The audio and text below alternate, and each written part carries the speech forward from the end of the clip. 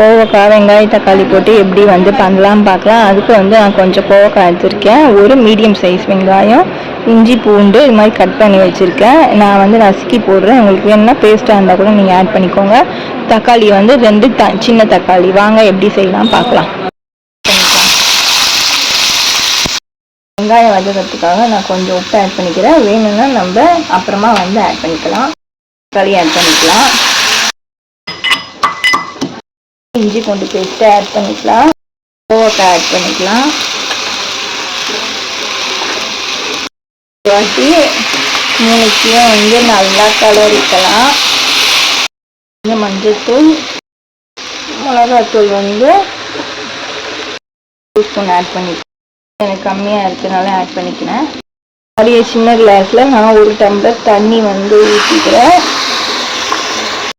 ஒரு தட்டு போட்டு மூடிடலாம். இப்போ ஸ்லோ ஃப்ளேம்லேயே இருக்கட்டும். மிளகாத்தூள் வாசனைலாம் போட்டோம், ஒரு 10 நிமிஷத்துக்கு ஸ்லோ ஃப்ளேம்லேயே இருக்கட்டும்.